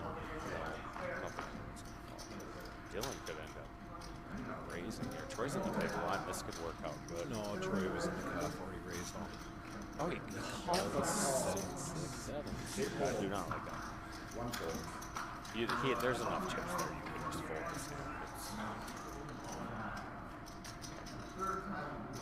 I mean, it's the hand you want when he turns over aces, but you're also just drawing dead most of the time on the turn, like there. Oh, wow. That's And Troy now, all of a sudden, he's back in this thing. But again, if you like to gamble, he's got a short stack. He only had 10 big blinds. If you like to gamble, do whatever you want. That's what I would say. There's nobody. I would not have made the call. Most people wouldn't. Yeah, But it's absolutely 100% your chips. Go ahead and play however you want. Make it fun for yourself. right, just know that you're gambling. You're Yeah, just turning over know. the worst hand every single time. Like he's never turning over hand that you probably even have 50% of the on. Maybe pocket fives or something goofy, but. You're going to get Thanes in the big blind. He's going to Dylan's with a 5. It's going to be interesting. Seems like Ben really likes to play a lot of hands. Doesn't he? His limit percentage must just be huge. 26? 2600. Well, that's going to get a call out of Thane. Interesting. And probably Ben, to be honest. Yeah, probably does. I mean, if Thane calls, then you're priced in. Thane just folded. So I think that with Thane folding there, that's he must play with Digger a decent amount. You know, it's like Digger's really tight. And he is. Digger's. I've only played with him a handful of times, and I know he's very, very tight. And that makes some people fold hands like that. Me, I'm the opposite. If I know he's really tight and I have 6-7 suited, I'm going to call. Because if he does have aces and I hit a monster, I don't believe he has. I don't believe he has 10-9 Yeah. there. So yeah, play against him in that type of situation. And it's so hard to fold those big pairs post flop. Whereas I can fold 6-7 suited if I just flop a 6 or something.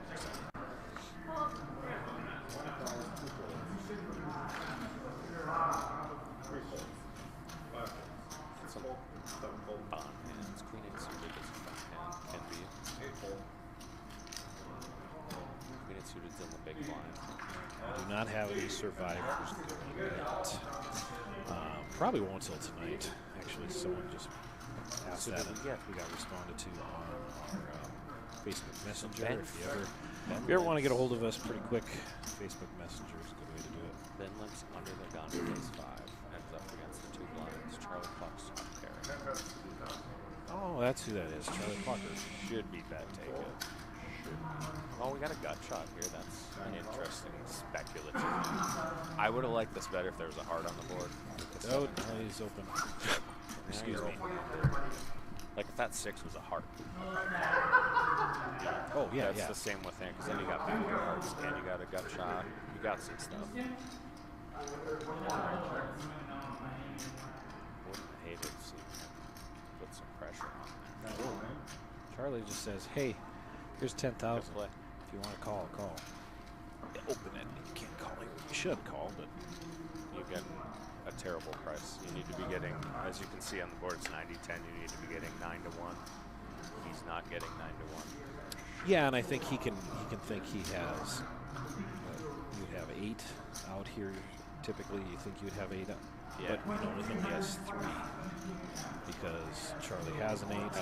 4 already out of the deck, so that's why he's I only. think if you have all 8 outs clean here, I mean you go from 10 to 15%. It's still 7-1 you have to be getting. That's the right fold. That's what I meant. If you had the 6 of hearts there, or if that was a 6 of hearts, and then you turn the open-ender with the flush draw, then you can call it off there because you have enough outs to where you can, even if you're gambling and you're not getting a perfect price, well, then you got 17, 16, 17 outs instead of just a few. I think I was a spot of fan was looking at a shorter stack and thought maybe you could get him in hand. Yeah, maybe he thought the guy was just putting some money into it, got hot. Find out he wasn't. He did hit a hand. He thought maybe he could get it. If that's the case, if not, he would just be folding hand. It's so much easier to think through hands too when you have a headset on. That's what I would say. Or when you're dealing. And well, watching. I mean, to be honest, even without seeing the cards, if you just see people play at a table, being able to call their hands is it's the most ridiculous thing in the world. That you can do it so much easier when you're not playing.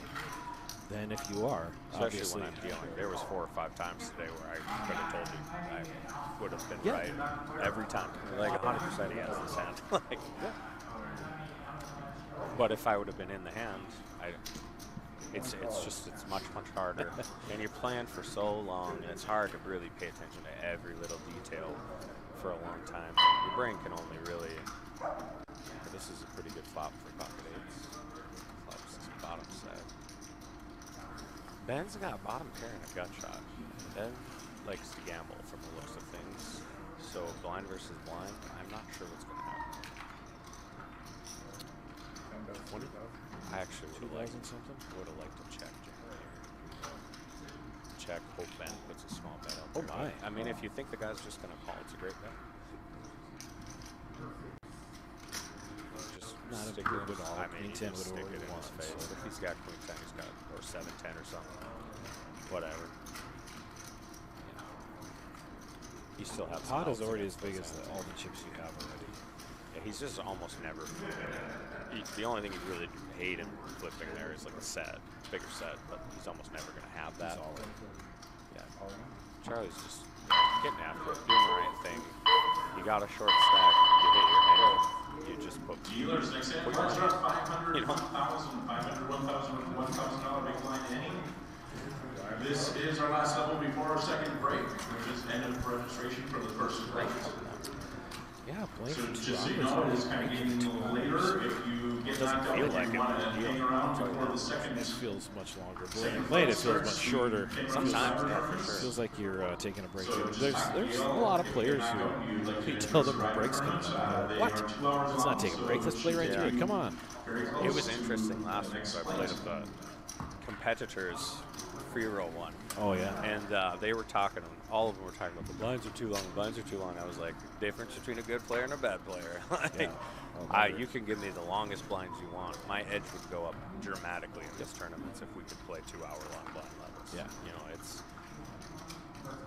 the better the player, most likely, the better the player, the better the advantage is by the better blind structure.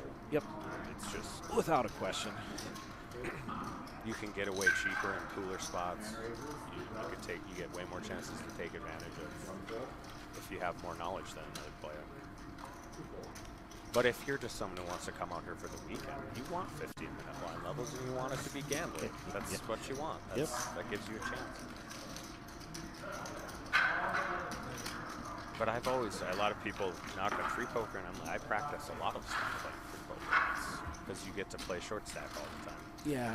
And even lower level buy-in tournaments, you get to play more short stack, and you can practice your push shove charts, things like that. And like I said earlier, you just gotta, once you can get over the fact that you're gonna lose most of the time, no matter how good you are, it makes the game just so much easier. I can't disagree with you. But it's hard to do that if you're a competitive person, which you are, and I am too. I say that, but I've certainly lost my cool a time or two at the table. I think everyone has at some point. It's very interesting. Yeah, I've lost my cool. People know this. I lose my cool probably too often.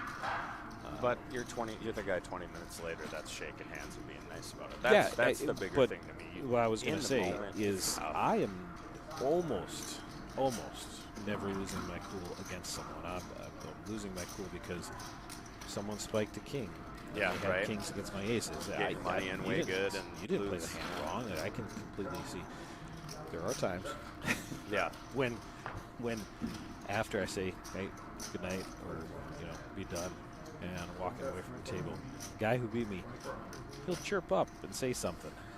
Yeah. and then I'll that's come back frustrating. and be like, And you're like, you do get that was a terrible call. Yeah. That's when I want, if somebody makes a bad play and then they chirp when you're walking away and you're like, I can show you why that's a bad play. I can write it down for you. Like, yeah. or in my case, I can mostly just say, look at my resume and yours in this game. Mine's, though I haven't won anything big, my overall resume is I've been a profitable player for 20 years. So But the difference, the big thing is you got to win one of those big ones. Like someone like Mitch making that deep run. I don't think there's a giant difference between Mitch and a lot of other players that play. And I love you, Mitch, if he happens to see this. He's a great player, and he has kind of also reinvested himself to get better. But he made that deep run in the main event. I mean, you make one of those and you make $300,000 and change the world. He's phenomenal at the other games, though. That dude can play Omaha High Low. I mean, he's the best at those games, probably. He's for sure in our state, if not this whole region. And the guy that's the all-time money leader in North Dakota, I can't think of his name, Tom. Yeah. He's good at all those games, too. Yeah, well, how many is he? He's not to 100 cashes yet. He's in the 80 to 90 range at the World Series. He's got a lot. He just, I think his times again this Yeah, year. he does it almost every year. He cashes 5 or 6 times. It's just that he's never cashed them. And that's just it. Like, that's a guy who you wouldn't be shocked if next year he wins 3 bracelets. Wouldn't be shocked at Yeah, one of the times it's gotta happen, right? I think there's a decent amount of guys like that, though, that I see. As long as they get to play in one. Someone like Paul, say Paul wins that tournament, wins a bracelet. Would you have been shocked if he won 3 more tournaments? No, I wouldn't have been shocked at all. Especially when you get a bankroll like that, you can play in the bigger tournaments with fewer players in them. Those are the ones that give you a much better chance to win. It's hard to win, like the reunion had 5,000 people per flight, you know, like, so I lasted, I think I went out 400th in my flight or something, or 350th. So you outlast 3,500 people to min cash or whatever. Yeah. Like, but if you win one I mean, of those, in theory, I mean, it's just a percentage-wise. You're just outlasting 10% of the field, for sure, which means nothing. The only problem is these hands, 8, 9, way better than how these Yeah. are. You guys all have real hands. I got 8, 9 ounce. He does bet here, which you should do. He's probably going to get called, too. Either. Ben likes to get sticky. But if he doesn't call, Troy's not calling like that. Living the dream. Out flopping 3 hands with 8, 9 offsuit and betting out and taking the pot. he's up to, well, I can't remember if he's up to 50,000. He's played well. I dealt on his table. I think he's played well over time. I think seems like a solid player. I can always nitpick, but the nitpicking, especially if anyone hears this, I'm not nitpicking for anything other than just to get my games hard. You know what I mean? People nitpick. I've been on these tables before. I've heard other people nitpick my play many times. That's fine. That's how you get better. As long as you know why you're doing it, or you're willing to get better, those are the players who can win. You have to sit back and analyze all your play every time. And you could come to the conclusion that it was the right play. Sure. And you didn't make a mistake and you just lost. Even if you did have the worst hand going in, you may still think it was the right play. Right. And a lot of times it is. Especially short stack. I mean, the short stack play is all going to be math. You know, short stack play is almost all math. Like we saw one earlier, ace king Europeans. It didn't go exactly how we thought it was going to go, like raise all in call. It went raise 3-bet all in call, whatever. But that's the way it's supposed to go. When you got 15 bigs and one of you has ace king, one of you has queens. Yeah. I mean, if you guys don't get your money in, you're kind of playing the wrong game. that's the way I usually do it. Yeah, absolutely. You know, yeah, there's too many times in this game that they just play themselves. Yeah. Ben calling 2K again with just the weak ace. Or hands like set over set. That's what happened with Matt earlier. I told you he went out early. I mean, and he's set over set. I mean, we all lose a bunch of chips with set over set. All of us. Yep. And if you don't lose a bunch of chips with it, you're probably not playing it right. Because you're supposed to play it to get chips in those spots. And you don't want to miss out on the 95% of the time you have the best hand because you're scared of the 5% of the time you don't have the best hand. Yeah, that sort of fear-based poker is not a play. We got young and veterans. I wonder if he's going to bluff here. No way this works. No way. Now for 5,000. Against Young? Yeah, he snapped him, right? Yep, Yeah, he for snapped sure. him. Well, for 5,000, it's never going to work. Yeah, Even if it wasn't Young. Yeah, you want to pull off that bluff there, you got to make it like 20. You got to make a double pot or something like that. Pot was 14. So, I mean, you got to, At least pot. yeah. The tough part is he probably doesn't have enough chips or can do anything like that. But he Yeah, jams 50,000 there, is right? something. Did he? Yeah. So if he makes it 20K, Yeah. it's a fold. He's gonna fold. He might have thought about it a while. Well, Young can make that call. I've already seen enough from him that he could make that call. The thing is, when you're overbetting like that on the river, if you're playing a good, strong GTO, it should either be the nuts or nothing. That's what, when you see overbets, the good, strong players, they're polarizing their range.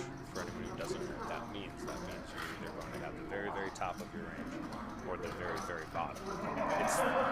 It's the way to make the most chips. That's what the computer said.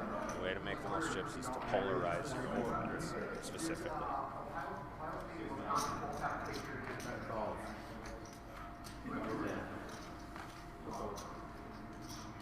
And it's very fun when you do the overbet, the 4x pot gets snapped off and you have the nuts. It's great.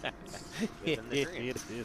It is amazing. It's not great when you do it with 2-4 suited and air. No. And it gets no. snapped off. And then you're like, well, But they usually have a bar close by or some sushi you can go eat, especially in Vegas or something. Yeah.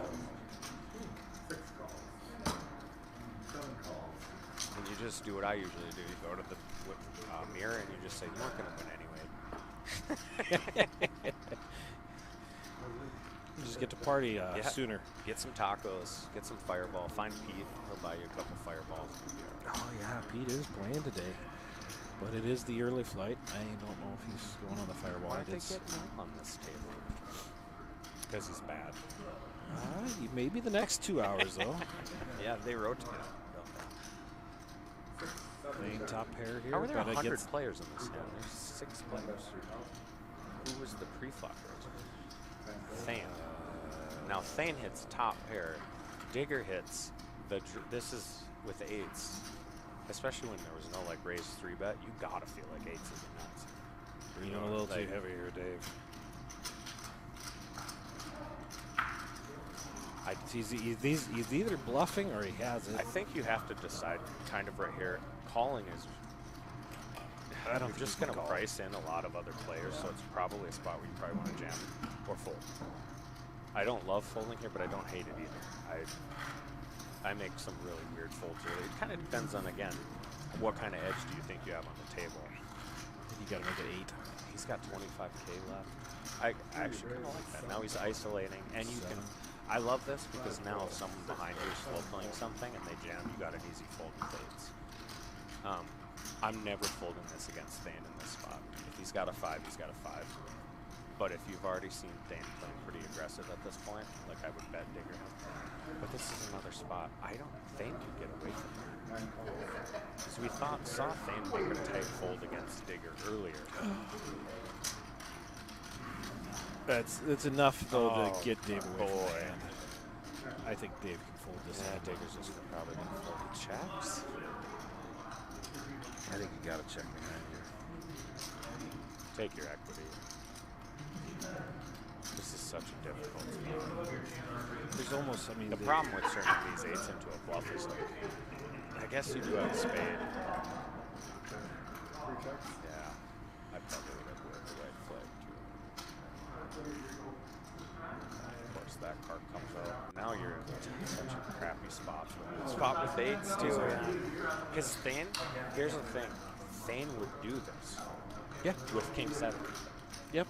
Because now, if he thinks that Dave Digger has 8s or something like that, he can bluff it. He doesn't think Digger has an ace anymore when he checks back to zero.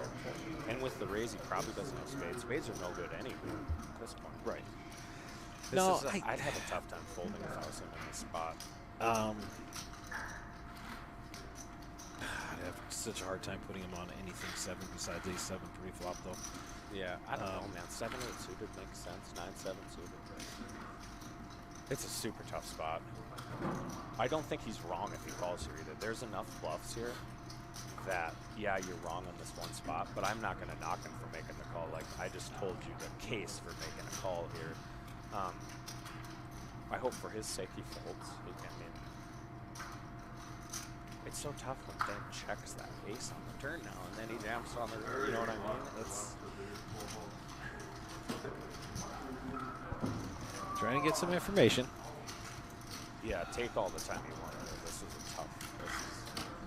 Yeah, with the, I mean, the size of the pot is the problem. Well, I guess that the size of the pot is it's dependent on 18 Thane. to win. 30. About 30. It's getting almost 2 to 1, but that doesn't matter as much in this particular It's spot actually just because- 18 to win 48. So he has to be bluffing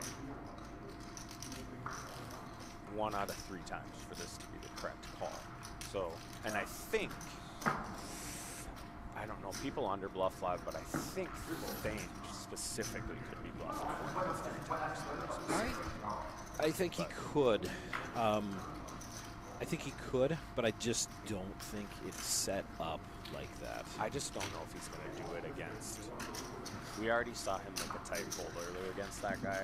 So Yeah. specifically against Digger, you kind of think he's probably not going to make that play. Right, and that's why when it went 3,000 and then 7,000, I would have liked to seen Dave re-raise a little bit more than from 3,000 to 7,000. Yeah, I think I would have jammed, but I get why you do it because, like I said, if he makes it 7 and there's 3 people behind you and one of them ships over the top, your 8s can't be good. They just can't. Right. You know. So it gives you an out there, but the problem with the problem it's with an it extra is 1,000 or Thane's only got to 2,000, call. that's it, right? Yeah. Yeah. Thane's only got to call 4,000. He probably folds if he ships it there. Yeah. On the flop. I would bet that Thane would have folded. I don't know that for sure, but he might have called and just gotten lucky anyway. It's hard to fold top there with these. It's always hard to fold that in, even if it's just a 7.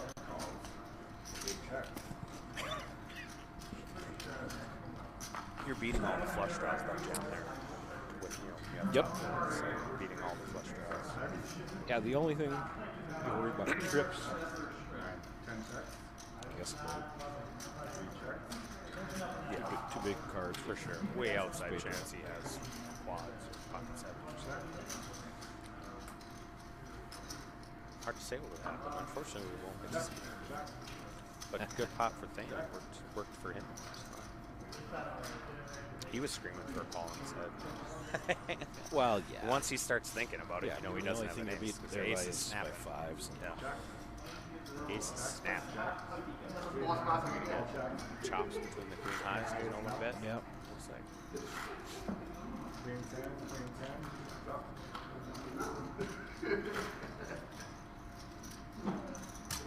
Master dealer at the table. Yeah, someday I would love to have an Omaha high-low game, but You guys need a had few an more. Omaha game one time, but it was no limit. yeah, I mean, the difference between no limit and pot limit in Omaha, at least around here, is pretty minimal. I don't. You got to gamble. It gets gambly at no limit. It does, but for the most part, I mean, 98% of the time, it's not going to matter. Yeah. Around here, and that's what I say, because most of the people, they aren't going to just. Most people aren't going to just open shove. They're Yeah, going to make a takes- bet, and then basically Yeah. you made that bet in Omaha.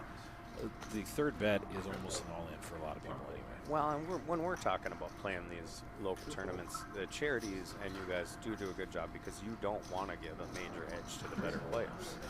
We want people to come play. Yeah. You know, I don't want a structure where after 2 months the same 4 guys make the final table every single time and then nobody shows up anymore. That's not any fun.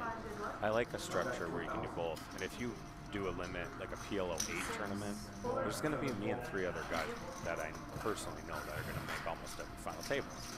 Because I've made a living off of playing PLO 8 for 4 or 5 years where I was paying my bills playing it. Finally got to play in one live. I don't know if you heard that. My final table bubbled a big tournament at the Orleans playing PLO 8. I was the chip leader at 15 left. I was 20K up top.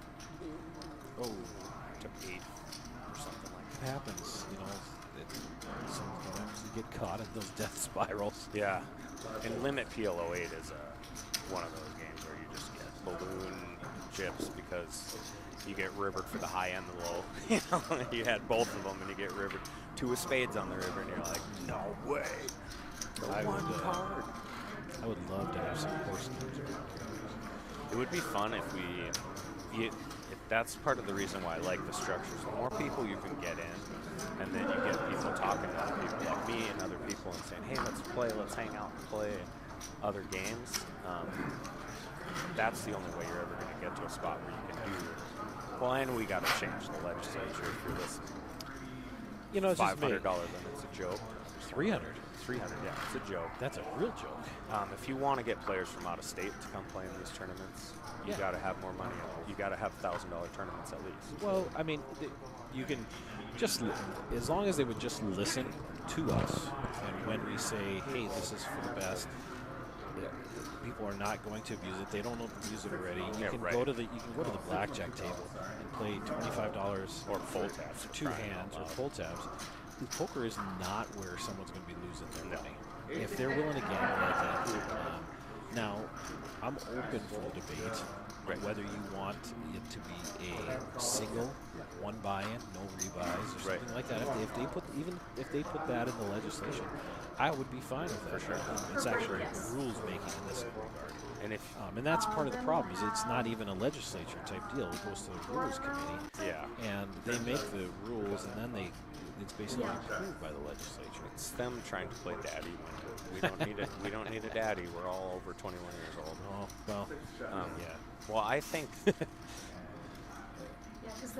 To me, the biggest reason to do it, and I would love to be able to get in a room with them to talk about it, is think about what you're doing for the economy. If we can get a $1,500 North Dakota Championship tournament, you are going to have players from all over the country in Minot or Bismarck or Fargo. Guys you see on TV will come here for that, because then you can guarantee $150K up top. You think pros from Minneapolis aren't going to drive here to North Dakota for $150K tournament, or Vegas, or anywhere?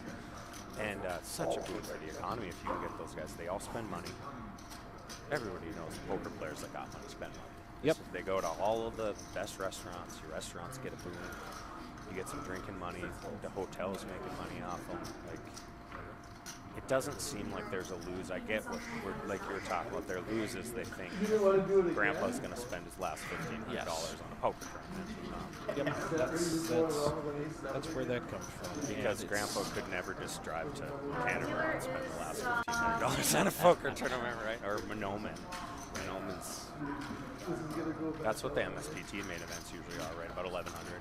Yep. Usually. Which makes sense. I wouldn't be upset if that was like 1,000. Yeah.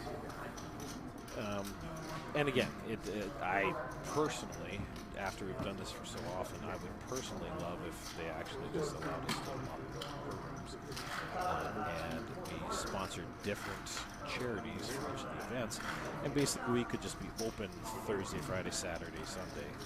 Yeah, kind of like Montana. And we'd be in the same spot all the time. Montana did poker like that. Yeah, that would be awesome.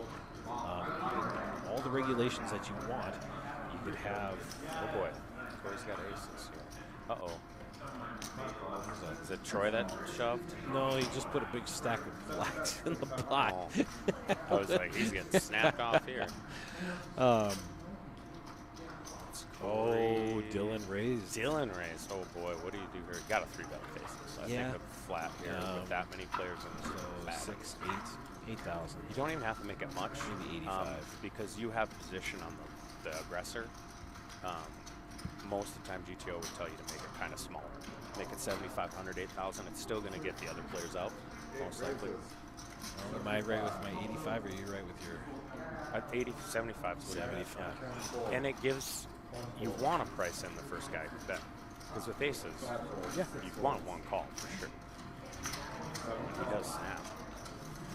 I don't know. I would have folded Jack 9. Yeah. I mean, that has to be a big hand here.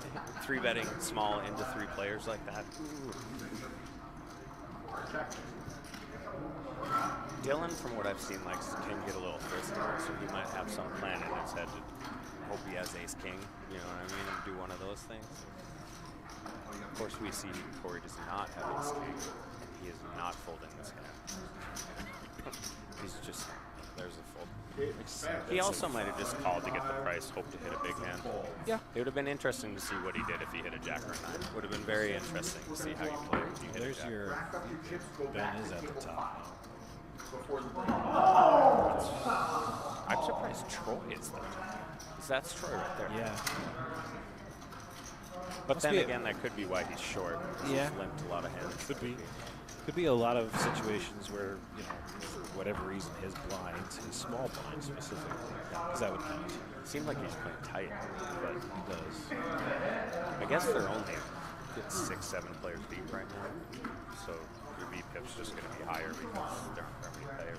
It's 8. 8? Yeah, there's 8. Ben, Leroy, Dave, Troy, Young, Dylan, Leroy's in the big blind. Corey, and Thane. And Ben's in the small blind. Oh, that could get interesting. They both have very playable hands in those positions.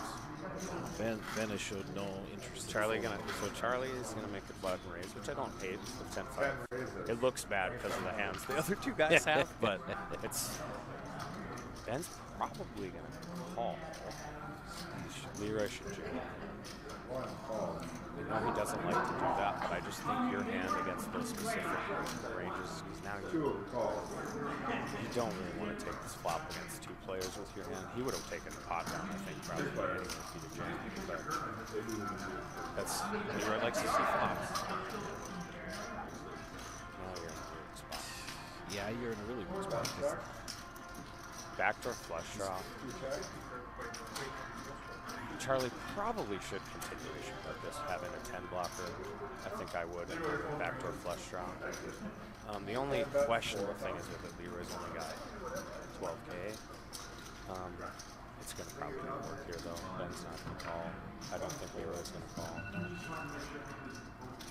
which is unfortunate. I don't know if I would have folded Leroy's hand in that specific spot. It's a decent hand to jam pre-flop or even check jam there. I mean, if you get called, you have equity. You have a backdoor flush shot, you have ace, you have a gut shot. Yep. And you're going to just get full a ton of the time. You are. It's one of those points where you're talking about how aggressive people can be, and you just see when you're not aggressive how often you get in situations that you don't even have a shot. And also to be 100% fair and honest, I would have played it exactly like that some of the time, I think. Would have just called and then check folded exactly like we were. Yeah. I think most of us would some I think of the it's. time. I think that what we're getting at is though you only have basically the 14 big blinds to start the hand, and you're calling an additional 2 in a situation that if you're willing to just let it go without hitting any of your hand. Yeah. Or in that case, it kind of did hit a little bit. I just think that so the big case, like if I was coaching Leroy, if he wanted to coach advice, the best way to kind of try and explain it there, when you get raised call and you look down at ace-10 suited, you're definitely ahead of Ben. Ben is, right. I mean, maybe he has ace-jack, but everything else, Ben is going to 3-bet pretty much every other hand that beats ace-10. The range that the big blind is raising with, if he's raising anywhere decent, you're way ahead of the overall range. Yep. So your shove's going to get so much between just the folds you're going to get. Then you get a whole extra third to your stack to do nothing. Or you get called in whatever you still have ace-10 suited. You're going to have equity against everything. Even if he's got queens or jacks or something, you still have equity.